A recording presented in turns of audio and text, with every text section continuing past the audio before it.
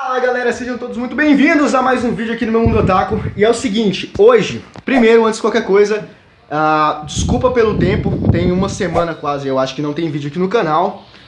Então, aos poucos, aconteceu algumas coisas, então aos poucos eu tô tentando voltar ali, tentando engatinhar pra ver se dá certo.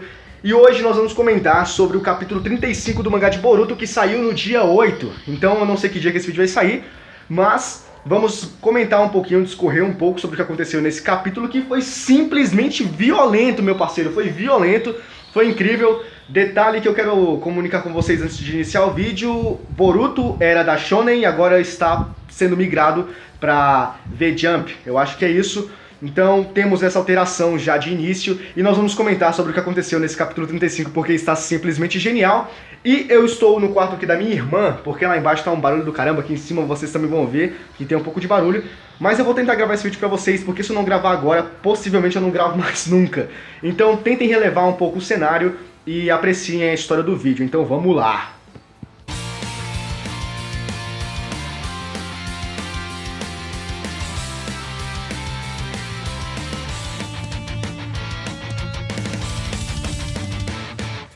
O que aconteceu? Nós tivemos no final do capítulo 34 aquela cena incrível e maravilhosa de quando a Kurama aparece para o Kawaki e deixou aquela margem de entendimento pra gente pensar, cacete, o que será que vai acontecer agora? E a gente começou a cogitar várias ideias, né? Principalmente eu, pelo menos. Eu comecei a pensar, mano, vai ter uma briga, vai ter uma lição de moral do caramba, ela vai começar a brigar com o Kawaki e tudo mais. E o que acontece é simplesmente um diálogo totalmente aberto ali e bastante, eu achei ali, bastante sentimental da parte da Kurama pro Kawaki. Que detalhe, fez o Kawaki chorar. Porque, mano, você tem noção? Você tem noção do que é a Kurama? A Kurama fez alguém chorar com um discurso motivacional. Eu fiquei pensando, o que tá acontecendo aqui? E a real é que eu achei esse, recentemente, de vários capítulos, o melhor capítulo de Boruto atualmente.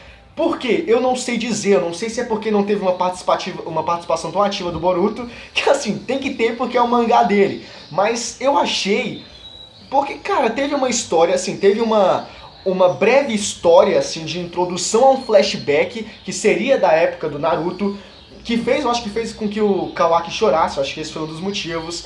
Mas é porque também mostrou a Kurama ali tendo uma participação dentro do mangá, uma coisa que não era tão, que não estava sendo muito abordada, que a gente tem que lembrar que é Boruto, não é Naruto, mas é bom assim de vez em quando fazer esse tipo de imersão. Então o que basicamente aconteceu foi que a Kurama começou a falar sobre o Naruto e como ele era solitário, como ele vivia sozinho, e como ele gostava de um banquinho, na verdade como ele ficava parte da sua infância no banco, mas não porque necessariamente gostava desse banco, mas sim porque era a única coisa que ele tinha. Isso até o momento em que a Kurama disse para o Kawaki que ele via muito Naruto nele, e que ele tinha potencial para se tornar o que o Naruto é hoje. Foi até uma pergunta que o Kawaki fez: você acha que eu posso me tornar como ele? E a Kurama falou: é claro que você pode, só basta você querer e tudo mais. E eu achei isso show, esse momento foi da hora. Então foi uma parte assim, o início da história que eu achei do caramba. Ai caraca, mas ficar de joelho é ruim, mano, tá louco? E beleza, depois disso nós tivemos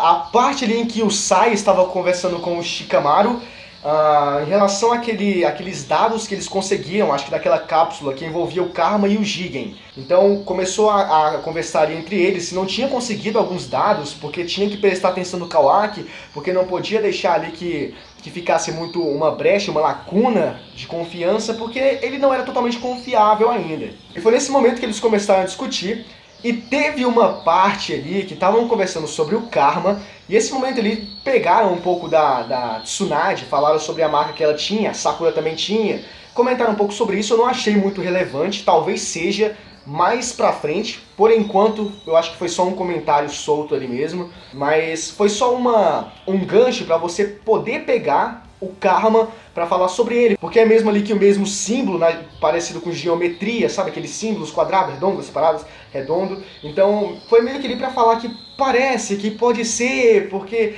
não sei o que. Aí tem o nome do jutsu, acho que eu esqueci até o nome do jutsu, Gondai Menojutsu, eu não sei se É alguma coisa do tipo. Beleza, passou isso, foi contado, teve muita coisa, por isso que eu recomendo que você leia o mangá. Se você já leu, você já sabe o que eu tô falando, então já tem um meio caminho andado aí, já tá significando pra cacete.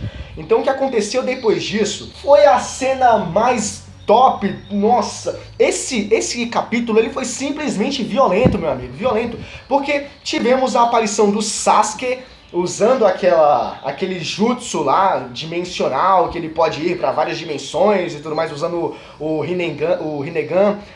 Só que ele tem o Rinne Sharingan, uma parada assim, é muito insano. Que foi quando ele entrou num universo que eu acho que ainda não foi abordado, não foi explorado. Primeira vez que eu vejo, pelo menos. E aí ele começa a tocar numa espécie de escultura rústica, algo estranho, e começa a aparecer os Otsutsuki, aparece a Kaguya, o Momoshiki, o Kinshiki, e aparecem vários outros ali.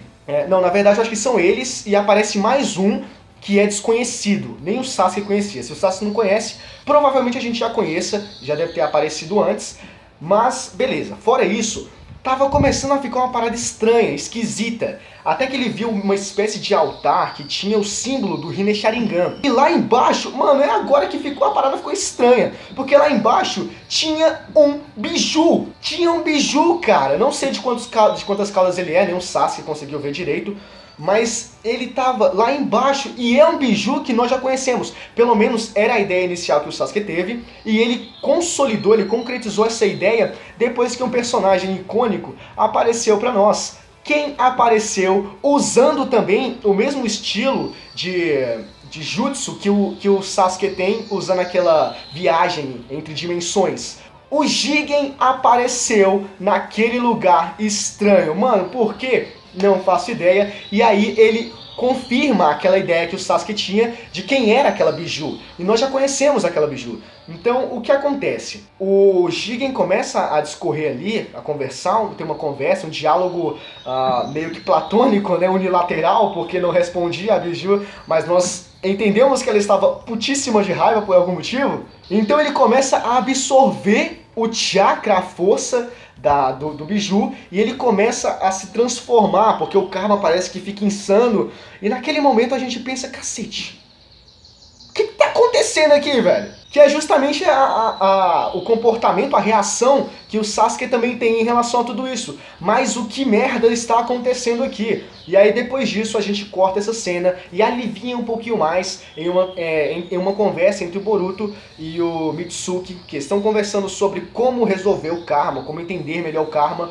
E aí, meio que quebrar no meio o karma, aniquilar o Jigen, que foi uma coisa que o Boruto falou pro Kawaki, que foi um momento que eu tô falando há muito tempo, como esses dois se desentenderam a tal ponto de criar uma guerra em Konoha, porque eles se chamam de irmãos.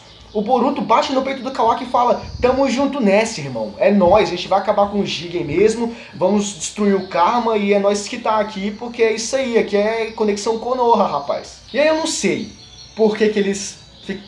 Cara, eu quero muito descobrir o que aconteceu entre esses dois, entendeu?